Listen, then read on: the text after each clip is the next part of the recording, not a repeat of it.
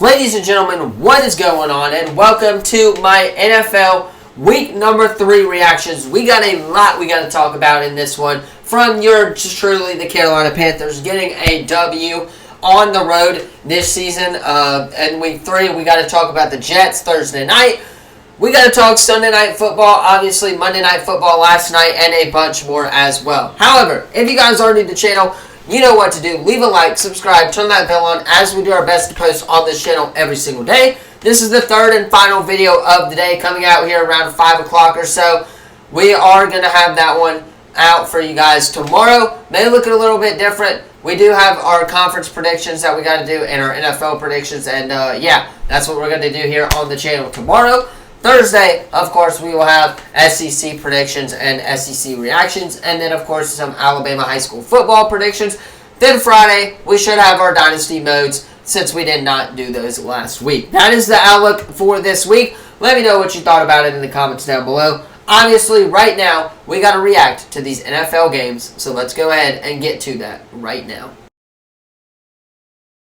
Alright, starting us off on Thursday Night Football, the Patriots falling to the Jets 30-24-3 in this one. Jacoby Brissett struggled. Drake May did come in the game. He was 4 of 8 and almost got the Patriots a touchdown. Would have been the first rookie touchdown on the day. Nothing really to highlight here for the Patriots side of the ball. Ramondre Stevenson obviously did not have himself a great game. Antonio Gibson was the leading rusher. And then the leading receiver was Demario Douglas at 69 yards for 7 carries in that one. Aaron Rodgers, 27 of 35, 281 yards, 2 touchdowns a day. Light work for him. Breece Hall had a rushing touchdown of the day. The leading rusher was Braylon Allen for the Jets. And, yeah, Alan Lazard caught a touchdown.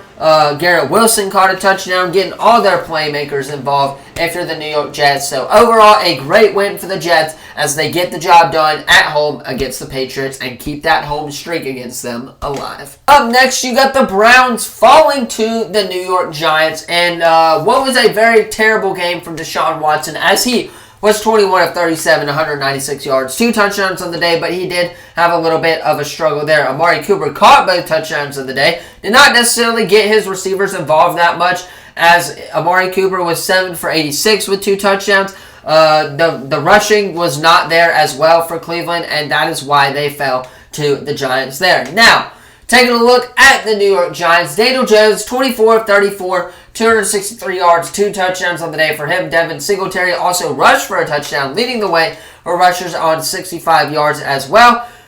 While Malik Neighbors caught for 2 touchdowns with 78 yards on the day for him as well. And then kicking, Greg Joseph scored about 3 of those points, on that one. So, New York Giants getting the job done on the road as they get their first win, and Daniel Jones looked pretty dang good, if you're asking me. And, of course, the next game here on the schedule is the Saints hosting Philadelphia, and Derek Carr kind of struggled in this one. 14 of 25, 142 yards, 1 touchdown, 1 interception, his first interception on the year. Alvin Kamara was at 87 yards. Chris Olave had 1 touchdown. I like to see that. He finally getting him involved in the offensive side of the ball. Kicking had about 6 points, and that is how the New Orleans Saints fall to the Philadelphia Eagles. Let's take a look at Jalen Hurts and the Philadelphia Eagles as he was 29 of 38, 311 yards, 0 touchdowns, but did have an interception. Saquon Barkley rushing for both of those touchdowns. Had himself a day in fantasy football if you had him on your squad. And also, Jake Elliott getting a point in there as well for the Philadelphia Eagles. So, overall, squeak by a very tough New Orleans Saints team on the road in the Dome. Moving on to the next game, of course, C.J. Stroud and the Texans falling to Sam Darnold and the Minnesota Vikings. Also, fittingly, wearing the Sam Darnold jersey right now from when he was on the Carolina Panthers. Now, C.J. Stroud, of course, was 20 of 31, 215 yards, 1 touchdown, 2 interceptions. Did struggle, so Davis Mills had to come in the game. 7 for 12, 79 yards on the day for him. Cam Akers, of course, did have a rushing touchdown, did have not the best day. 9 carries, 21 yards for Cam Akers. And then, of course, Stephon Diggs led the way in receiving, but Cam Akers had a receiving touchdown on the day as well.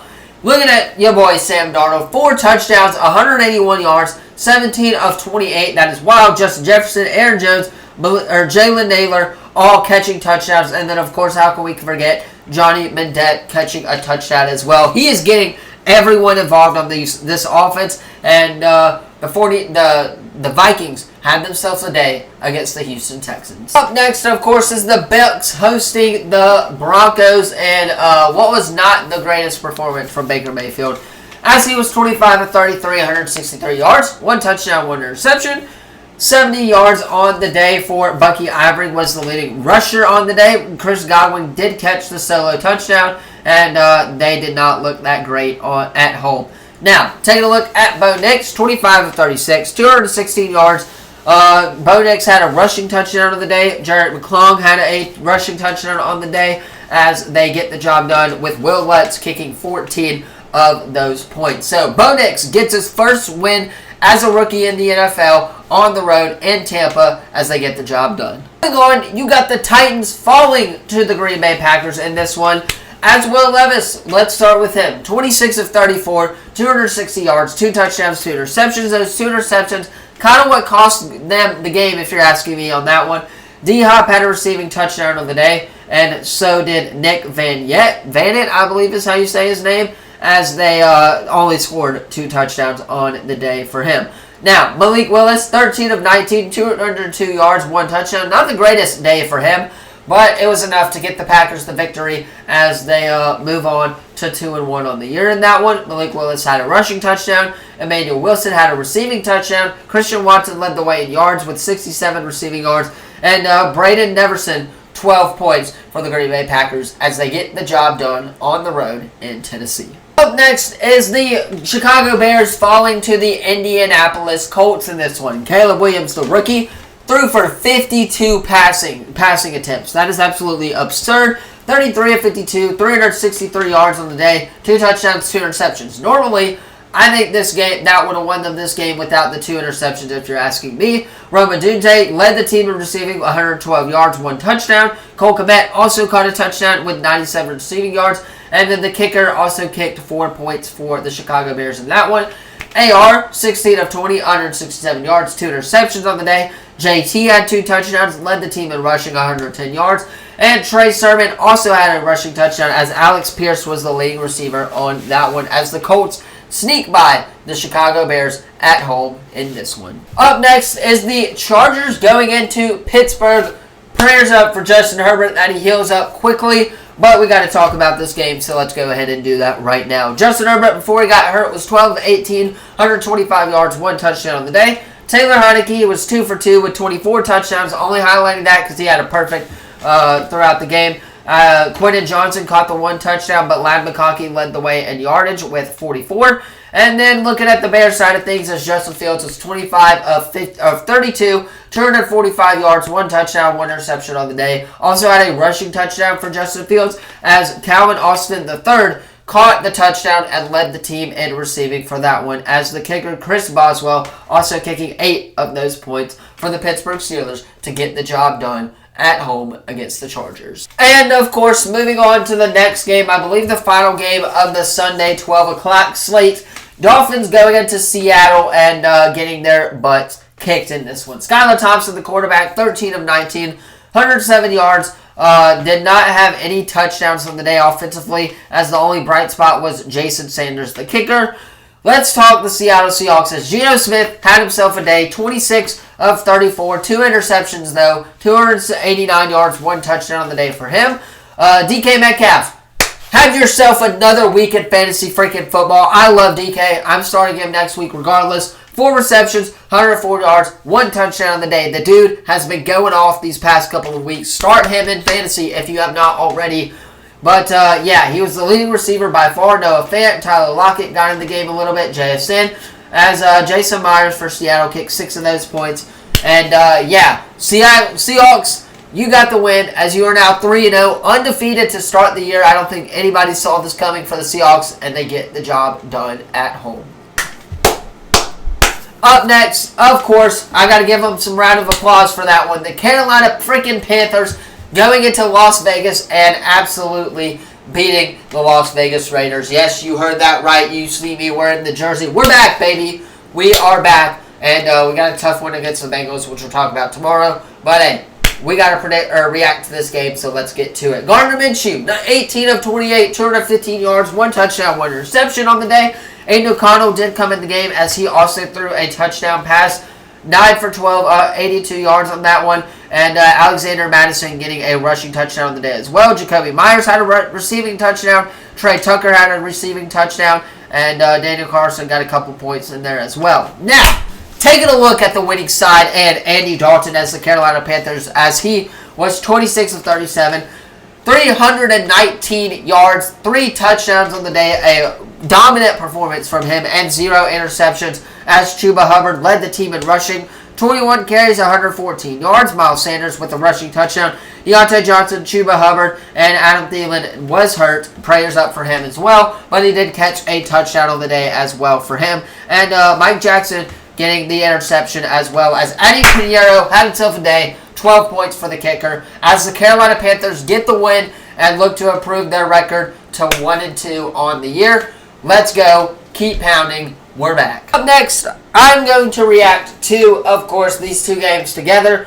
Rams hosting the 49ers. Obviously, George Kittle, Christian McCaffrey, Deebo Samuel. Not going to do much against this Rams team, who also had nobody, but they get the job done at home regardless if you're a Los Angeles Rams fan.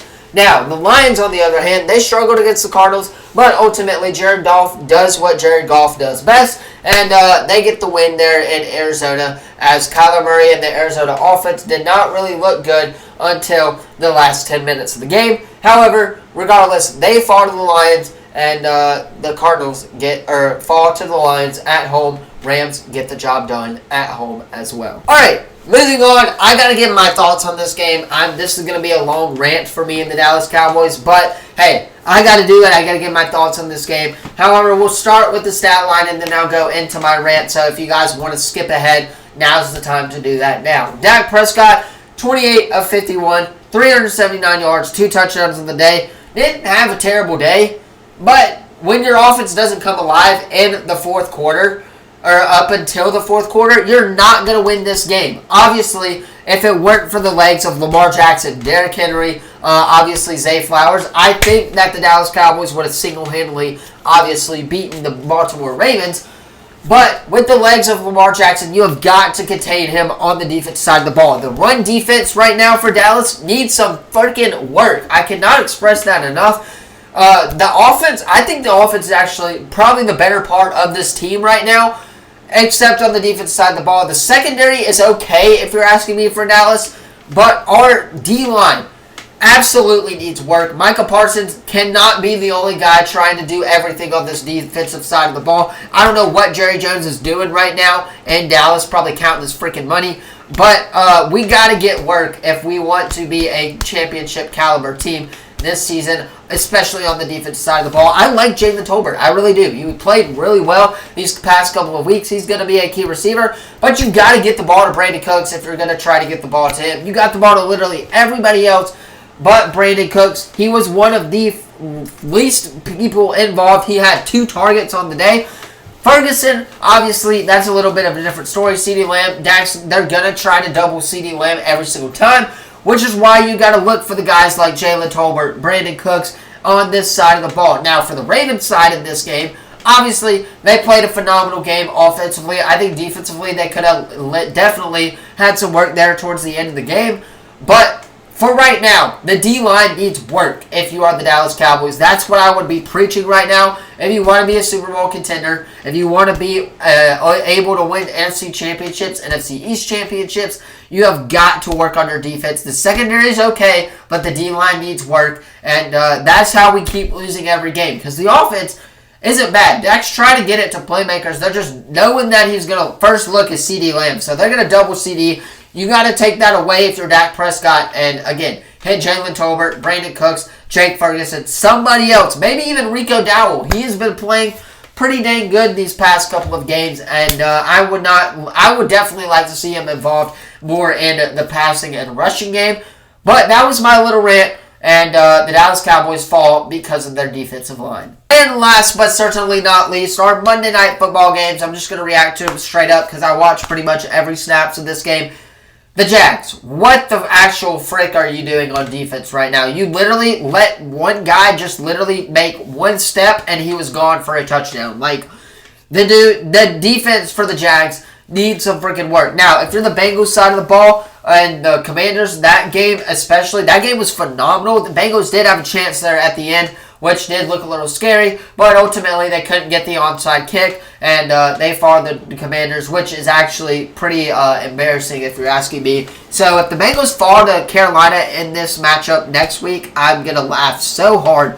But right now, Commanders, Jaden Daniels looks like he's that guy. He's probably the best rookie out of this draft class, and yeah. The Cincinnati Bengals and the Jacksonville Jaguars fall as the Bills and Commanders both get wins on Monday Night Football. Of course, that is where I'm going to leave it for this video. Once again, let me know what you thought of it in the comments down below. Don't forget to like, subscribe, turn that bell on as we do our best to post on this channel every single day. With that being said, I'm going to hop off, get edited so you guys can watch it on time. Have a great rest of your day. And as always, of course, I will see you in the next video. Peace.